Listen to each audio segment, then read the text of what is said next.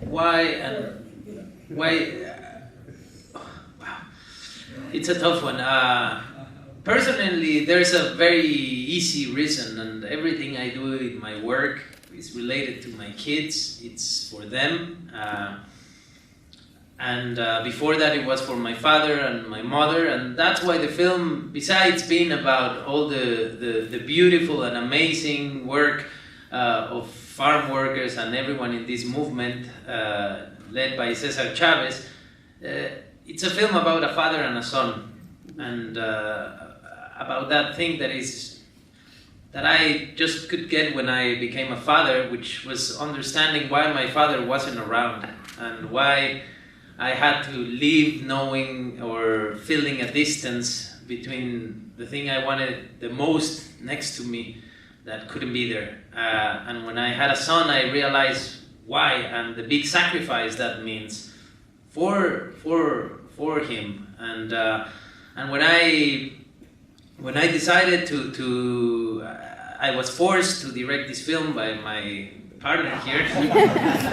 I was very scared, I have to say, after the little film I did before. This sounded like crazy, but he knows which buttons to push, and he did. And I remember sitting in front of Helen Chavez, who's truly a hero, a person that was very important for this movement to exist. And I asked her, what do you remember was the real struggle behind this movement? What was the big thing? And she told me a little story about Fernando. And she started to get very emotional. And she said, yeah, he left and he didn't come back. And I remember that in that moment I connected. I said, that's what the film is about. And because I don't know if I would be able to do what everyone in this movement did, you know, which is leaving your family behind in order to bring change for them. I don't know if I'm capable of that, and that's why I believe we're telling the story of heroes, not just one. The film is called Cesar Chavez, but it's everyone around him. And yeah, Cesar had 8, right? Dolores had 11, and so yeah, think about those holes. I just have 2, and I have 2 big holes. Imagine 11. Damn. I decided to do a film about that, and then I was. We were talking about, well, we've done a lot in Mexico. We have a big company. We have more than 15 films. We have a film festival. We're doing great, but what's next? And we thought about working in something that can erase that border, that stupid wall that keeps growing between this country and Latin America.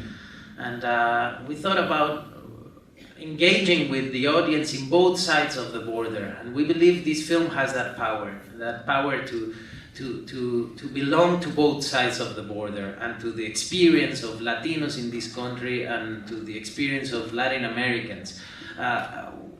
We think this film is universal enough to travel, and I remember with Pablo being in California, I guess I found myself many times driving through an avenue called Cesar Chavez, looking at murals, but not actually knowing what was behind that.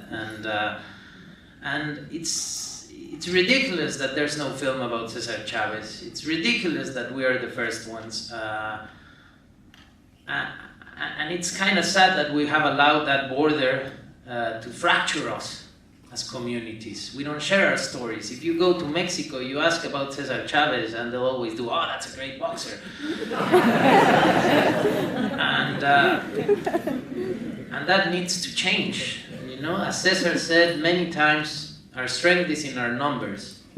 And if we think about those in the south and the north of the border that speak the same language, that share many things, we're a fucking lot. And there's a lot of strength there that we're not using. So hopefully this film helps in that needs to happen for change to come. So that's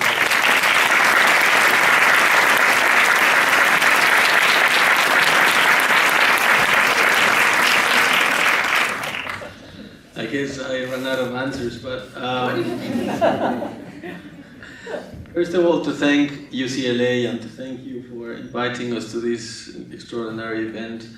It's important for the process of making a film to show it to an audience. That's the moment when we release the children that we created to you. Now it belongs to you, and it's realizing that after 4 years of struggles and craziness, which have nothing to do in any way mirror to what these guys went through, but in our little environment and our little universe, it was crazy to make this film. But today it's yours. It's for you to take it, go home, make sure that whoever felt that connection that Diego was talking about, not only because of the family story, which we believe 100% is the backbone of the story, but also because of the community that you represent somehow, from being a teacher in the Chicano Study Center to being part of a community that is 70% Mexican American, Latinos from Guatemala, from Salvador, Nicaragua. It's growing, and I guess the question that you asked was, why would these pinche Mexicans from middle-class backgrounds make this movie?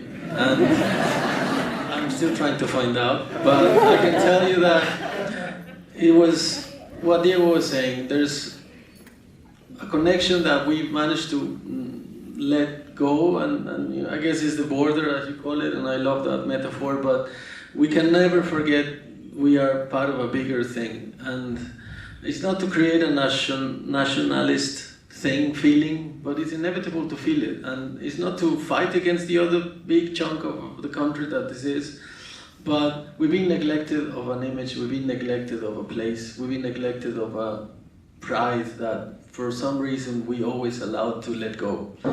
And if the fellow white people here, African American, Chinese, feel the same, it's time to embrace it. And it's inevitable that in the very near future, the last names Lopez, Rodriguez, Martinez will be ruling this country. And it's a good time to embrace it.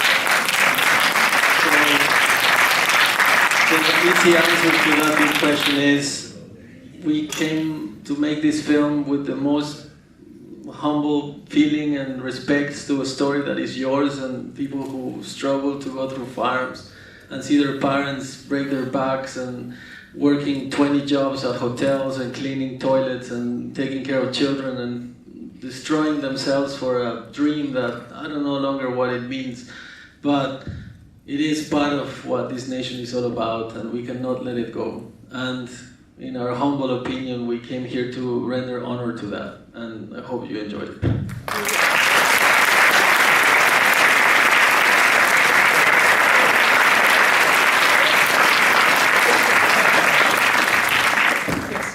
Well, we have 2 microphones on each aisle, so if you raise your hand, and the director will pick out, so everybody can hear your question.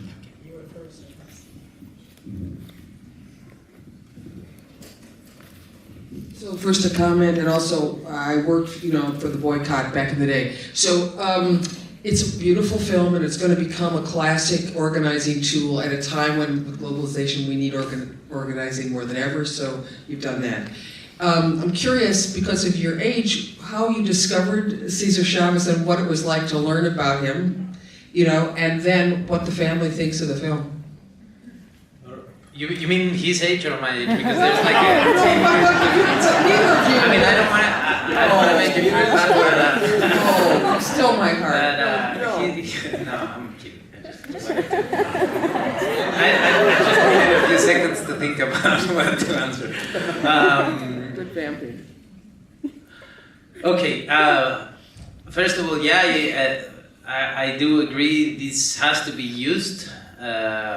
The amazing thing, and it's to show how this very vulnerable and broken community full of fear found a way to talk to consumers.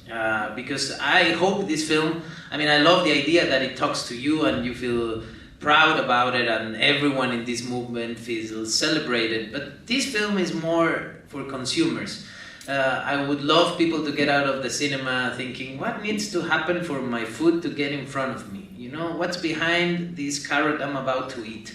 And if one day people live knowing that responsibility, that it means to be a consumer, the world would automatically be a better place. So I hope this is used as a tool for change, definitely. About Cesar, what? Was that wrong? Did I say something wrong? Sorry. What did I... Well, obviously Pablo knew everything about Cesar Chavez because of his age. In my case, I didn't know much. I remember because I was 14 years old, 15 years old when he died, and I do remember images in Mexico. You know, in Mexico, the newspaper, the part that talks about the world, it's next to that announces cars, and it's just 1 or 2 pages. We don't seem to care too much about what's happening out of our country, or at least those who edit newspapers.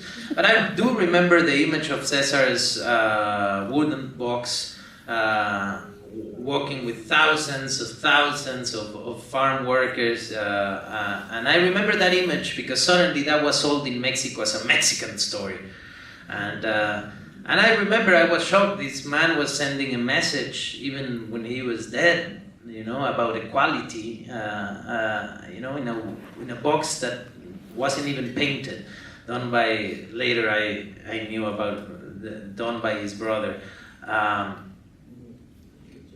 Sí, ¿no? Yeah, Richard. Richard, sí, exactly. No, nada más quiero saber si ya me están corrigiendo aquí, ya acabamos la película, ya no la puedo editar. But I have to say, I started to be confronted with the story and the necessity of a film about Cesar Chavez when I did a documentary about the boxer. That was like 7 years ago, and we came to promote it here because Someone had that bad idea. yeah, someone had that bad idea that someone thought people would care about it, so we came. And every time I sat down with someone and talked about a film about Julio Cesar Chavez, everyone went like, "Oh, finally! That's great!" And I thought, "Finally? What do you mean? The guy is still alive and fighting." And I realized there was another Cesar Chavez too, and I was 20-something